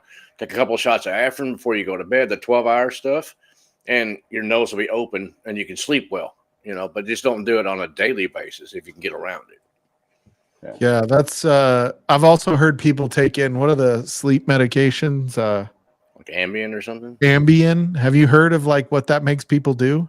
Oh, some people like sleepwalk, like crazy stuff. Dude, I've heard that you only do that if you like fight the sleep, right? So if you're like, you take it and then you don't just go and make a point of, oh, he's absolutely addicted, but only does 2 shots a night. Yeah. Oh, there you go. Mark told us if you use Afrin more than 3 days, it will cause rebound. I better tell my wife that. She finds fucking everything. She'll take anything. The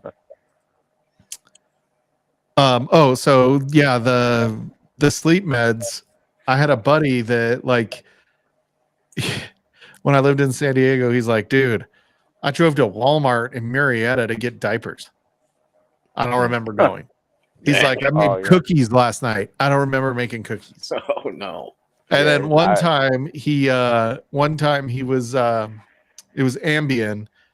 He's like out doing his yard work on a Saturday morning, and this flatbed truck pulls up with a like 1952 Chevy pickup on the back. He fucking bought it 2 days before while on Ambien on eBay or some shit like that. Oh shit. On Facebook or whatever. Like he was doing stuff. He's like, I love the truck. Like it was amazing, but I didn't know that I did it. Yeah. That's bad. Yeah. I'm like, maybe you shouldn't be taking Ambien, but once you start taking it, like you can't quit. You try to quit Ambien, you won't sleep for a month. Oh, geez. Like that shit's supposed to be super addictive. Yeah, I wouldn't take it.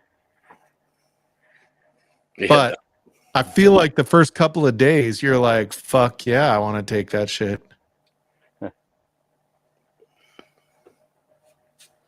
Oh yeah, that Mark's talking about it. Yeah. Ambien and hallucination, sleep eating, amnesia, not good. Yeah, I feel like that's bad. Like, I don't know how that's even, you're allowed to even have it. Yeah, all the horror stories, I would never take it. Nah, me neither. I do my best. I'll stick with my THC tincture, and it works. Problem with THC, dude, is I get the fucking munchies, and I don't want to gain weight because I'm diabetic. Yeah, but see, I only use the THC to sleep. I don't use it during the day. So I take it, and it knocks me out. My dose knocks me out. You just use meth during the day? Yeah. Yeah, you got to be careful with meth. It's a gateway drug. And crack, you know. Yeah, careful with meth. It's a gateway drug. Yeah, it's Mike could be doing his edible THCs at night and wake up at the fridge. Well, see, my THC tincture is made with Everclear, so it's 151 for. Oh, jeez. Yeah. Is it really? Yeah. Oh shit, that's good stuff. You dude, I'm pretty sure it's not the THC, dude. It's making you sleep. I'm pretty sure it's that 151 that's putting you out. I'm just saying. Well, it's only 1 milliliter, I guess. Yeah, 1 milliliter. That's what I take. Isn't it the alcohol and NyQuil that makes us sleep? It's not really. Yeah. There's nothing else. It's just that little bit of alcohol in it. It's just enough to make you tired. Yeah.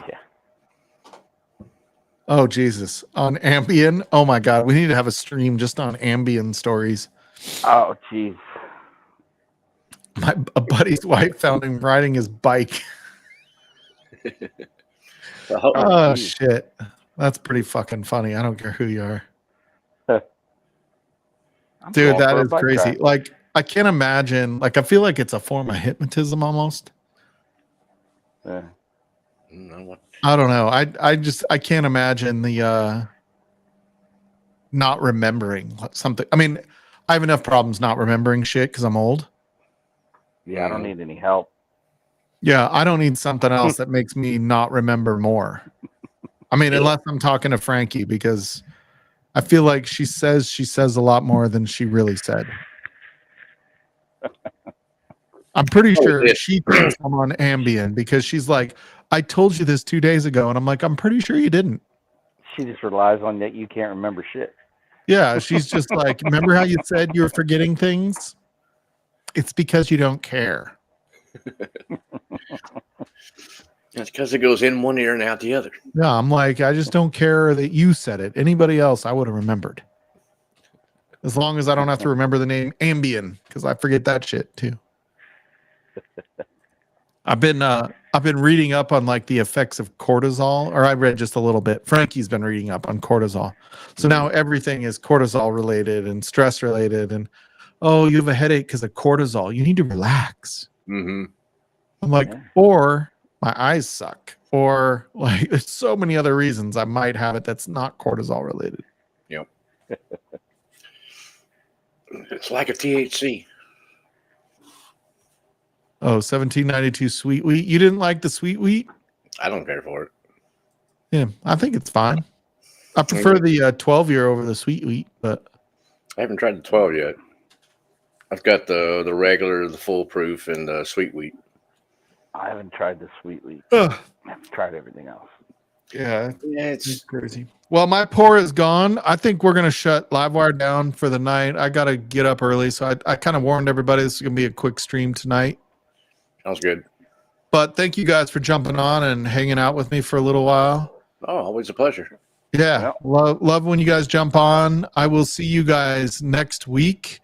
If you want to jump into the back, you guys can hang out in the back. I'll be here for a little bit as I'm cleaning up and all that stuff with these guys. But love you guys. Have a good week. And remember to ship your bottle if you're in Patreon and you wanted to be part of it. I sent you out a note with your person. So good Santa. We want to try to have it out 2 weeks from tonight. We want to make sure it's there. So anyway, we'll see you guys next week. Happy December. We'll see you. Peace, love, and whiskey. See ya. Cheers.